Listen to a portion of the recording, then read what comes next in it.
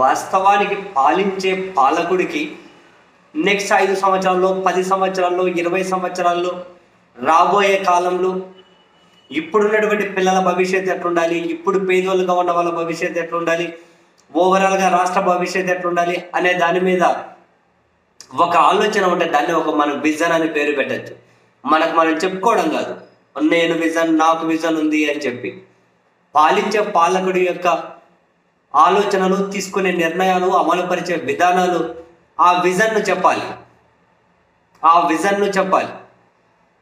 And పాలించే పాలకుడికి సంబంధించి యాక్చువల్గా వాళ్ళ ప్రియారిటీ కూడా matters. For example Chandrababu Naidu గారు ఉన్నారు, మొత్తం ఒక ఐడెంటిటీ కావాలి, నేను కంప చెట్లలో నీళ్ళల్లో పెద్ద మహానగరాన్ని సృష్టించాలి, అది నా పేరు మీద బ్రహ్మాండంగా చలామణి అవ్వాలి, అక్కడ మనకు సంబంధించిన వాళ్ళందరూ కూడా ఆర్థికంగా పరిపుష్టిగా తయారవ్వాలి, భవిష్యత్తు మొత్తం కూడా రాజకీయ రకరకాల అవసరాల కోసం అదే మన సర్క్యులేషన్ జరగాలి. ఈ ప్రిన్సిపల్ తెలంగాణ వాళ్ళకి ఇంకా బాగా తెలుసు. హైటెక్ సిటీ ఆ పరిసర ప్రాంతాల్లో ఇదే ఫిలాసఫీ ఎగ్జిక్యూట్ చేశారని తెలంగాణ వాళ్ళు ఇప్పటికీ చాలా మంది చెబుతూ ఉంటారు, అదే వేరే ఎగ్జిక్యూట్ చేశారు అని. అండ్ ఏమంటారు, ఆసుపత్రుల పరంగా, వైద్య పరంగా కానీ, విద్యాపరంగా కానీ కొన్ని వర్గాలే బలంగా ఉండాలి, వాళ్ళ చేతుల్లోనే ఈ వ్యవస్థలన్నీ ఉండాలి అన్నది ఫస్ట్ నుంచి కూడా చంద్రబాబు గారి ఆలోచన. అందుకనే చెప్పి ఎక్కడ చదువుతున్నావు అంటే శ్రీ చైతన్య అంటే, ఓ వెరీ మంచి కాలేజీలో చదువుతున్నావే అన్నారు ముఖ్యమంత్రిగా ఉన్నటువంటి వ్యక్తి. అండ్ జగన్మోహన్ రెడ్డి గారి ఆలోచనలు ఆయన ఏంటి, ఆయన అదిగో పేద పిల్లలు, నెక్స్ట్ తరం వాళ్ళ పిల్లలు బాగుండాలి, అందరికి చదువుకునే అవకాశాలు ఉండాలి, వైద్యం అందరికీ అందుబాటులో ఉండాలి, ఈవెన్ పేదోళ్ళకు కూడా 25 లక్షల రూపాయల వరకు కూడా ఏమంటారు హెల్త్ పాలసీ అంటే ఆరోగ్యశ్రీనే, అంత 25 లక్షల వరకు అందుబాటులో తీసుకోవడం మామూలు విషయం కాదు.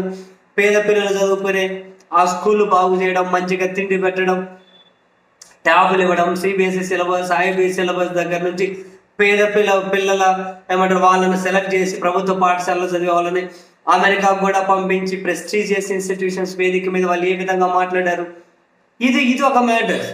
ఏదో ఒక పెద్ద మన మహానగరాన్ని సృష్టించాలి, అక్కడ మన ముద్ర ఉండాలి, ఇది కాదు. అయితే అన్ని ప్రాంతాల్లో ఉండనియండి ప్రభుత్వ ఆఫీసు, కీలకమైన శాఖలన్నీ కూడా ఎక్కడ భవిష్యత్తులో ఎప్పటికీ ఇబ్బంది రాదు. అండ్ పేదల జీవన ప్రమాణాలు మెరుగుపరచుదాం, పేద పిల్లలకు మంచి చదివిస్తే, మంచి తిండిస్తే తర్వాత వాళ్ళకి అదే గౌరవం వస్తుంది రాబోయే తరంలో అనేది ఆయన ఆలోచన. ఆయన ప్రియారిటీ ఆ విధంగా ఉంటుంది. సో ఇప్పుడు మళ్ళీ చంద్రబాబు నాయుడు గారు సీఎం అయ్యారు.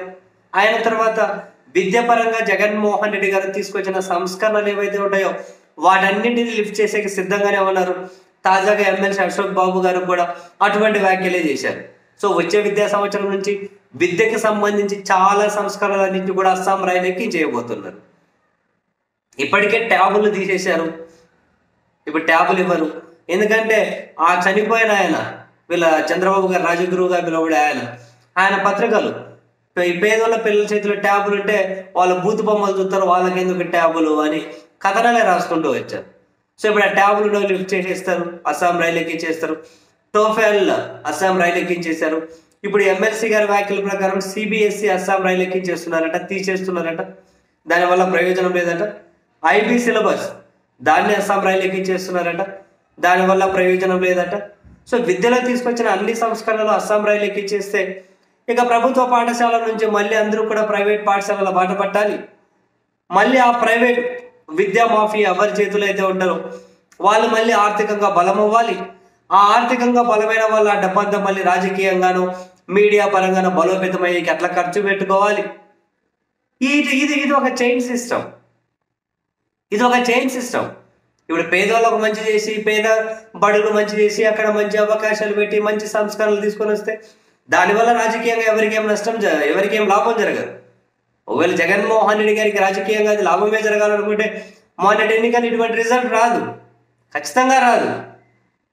అదే ఎవరైనా కనుక ఈ మాఫియా లాగా ఉన్న వాళ్ళకి విద్యా వ్యవస్థలో అటువంటి వాళ్లకు ప్రైవేట్ పరంగా ఫుల్గా అంటే ప్రైవేట్లో ఆర్థికంగా లాభాలు చేకూర్చామనుకోండి, వాళ్ళే ముందు విచ్చలవిడిగా డబ్బులు ఖర్చు పెడతారు, కావలసిన తప్పుడు ప్రచారం జనాల్లోకి తీసుకెళ్ళచ్చు, దుష్ప్రచారం జనాల్లోకి తీసుకెళ్ళచ్చు.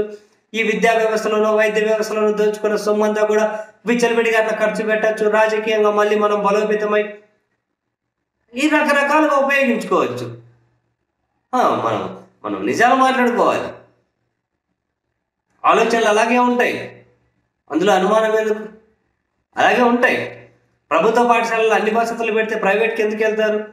ప్రైవేట్కి వెళ్ళాలి అంటే ప్రభుత్వ ఏమంటే స్కూళ్ళలో ఈ ఫెసిలిటీస్ అన్ని పెట్టవద్దు. అది సింపుల్ లాజిక్ కదా. ప్రభుత్వ పాఠశాలలో చదివే పిల్లలు అమెరికాకి వెళ్ళి ప్రెస్టీజియస్ యూనివర్సిటీలో అంత హై స్టాండర్డ్ ఇంగ్లీష్ మాట్లాడితే ఇక ప్రైవేట్ స్కూల్ ఏం అవసరం అయితే? ఎందుకు పేదోళ్ళు మళ్ళీ డబ్బులు ఖర్చు పెట్టాల్సి ఉంటుంది? అవసరం లేదు కదా. ప్రైవేట్ స్కూళ్ళల్లో ఉండే ఫెసిలిటీస్ గవర్నమెంట్ స్కూళ్ళలో లేవనుకో, బయటి వాళ్ళకి అక్కడికి వెళ్ళాల్సి ఉంటుంది. ఇప్పుడు డైరెక్ట్ సిబిఎస్ఈ తీసేస్తాం, ఐపీ తీసేస్తాం, టోఫెల్ తీసేస్తాం, ట్యాబులు ఇవన్నీ తీసేస్తే ఇక ప్రభుత్వ స్కూళ్ళలో ఏంటి? అదేదో కదా పెద్ద మనుషులు పదే పదే చెబుతూ ఉంటారు, మాతృభాష ఇంపార్టెంట్, మాతృభాషలో చదువుకోవాలి, మాతృభాష కావాలి. వాళ్ళ పిల్లలు వాళ్ళ మనవరాలు స్టైల్గా పోష్గా చేతిలో ప్యాడ్లు పెట్టుకొని, అది ఐప్యాడ్లు పెట్టుకొని, నోట్బుక్లు పెట్టుకొని, ట్యాబులు పెట్టుకొని బ్రహ్మాండంగా ఇంగ్లీష్లో ఇంటర్నేషనల్ స్కూల్లో చదువుతూ ఉంటారు. జనానికి మాత్రం నీతులు చెబుతూ ఉంటారు. ఆ నీతులు బ్రహ్మాండంగా జనం కూడా ఒంటికి ఎక్కించేసుకొని ఆనందపడుతూ ఉంటారు. మనం చేయగలిగింది ఏముంది? మరి ఇప్పుడు చంద్రబాబు నాయుడు గారి సర్కార్ సిబిఎస్ఈ, ట్యాబులు, టోఫెల్ రద్దు చేశారు, ఐబీ సిలబస్ ఇవన్నీ కనుక అస్సాం రైలు ఎక్కిచ్చేసారు అనుకోండి, మరి ప్రభుత్వ పాఠశాలలో చదివే పిల్లలు అంటే పేద దిగువ మధ్యతరగతి పిల్లలు వాళ్ళ తల్లిదండ్రులు అమితమైన ఆనందపడతారేమో. ఏమో మనకు తెలియదు మరి మరి వాళ్ళని ఆనందపడే విధంగా వీళ్ళు ఏదో ఒక మ్యానిపులేషన్ చేస్తారు. అందుకే కదా పత్రికలు, టీవీ ఛానళ్ళు ఉన్నాయి. దానికి ఇంకా డబ్బులు అందుకే కదా ఖర్చు అందుకే పెడతారు కదా. ఎవరైనా లీస్ట్ కనీస సమాజానికి మనం కాసింతైనా మేలు చేస్తున్నామంటే కనీసం ఒకరికైనా విద్యా వైద్యంలో కాసింత సహాయం చేయాలి. ప్రభుత్వాలు మొదటి ప్రియారిటీ అదే కావాలి. ఏం చేద్దాం? ట్యాబులు ఇస్తే బూతులు చూస్తారని చెప్తారు గొప్పవాళ్ళు, మహానుభావులు. మరి వాళ్ళ పిల్లల ట్యాబులు ఉంటే మరో ప్రపంచాన్ని సృష్టిస్తారు.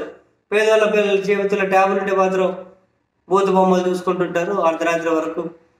ఇటువంటి మైండ్ సెట్ దాన్ని మళ్ళీ జనాల్లో కానీ ఎంత కన్వీనియంట్గా ఎక్కిస్తారో వీళ్ళైతే, ఎంత కన్వీనియంట్గా ఎక్కిస్తారు. విద్యకు సంబంధించి సంస్కరణలు నాశనం చేస్తే చాలు. ఎవరైనా విద్యకు సంబంధించి సంస్కరణలని నాశనం చేస్తే చాలు, ఒక తరాన్ని విజయవంతంగా నాశనం చేసి పడేయచ్చు, ఒక తరాన్ని మొత్తం నాశనం చేసి పెట్టేయచ్చు. మరి అవి విజయవంతంగా చేస్తాము అటువంటి ప్రయత్నాలే అంటే చేయండి, ఎవరైతే అంటున్నారు. ప్రజలకు కొని అదే చాలా కమ్మగా కన్వీనియంట్గా ఉంటుందంటే ఎంజాయ్ చేయండి, ఎవరికి వచ్చే నష్టమే ఉంది.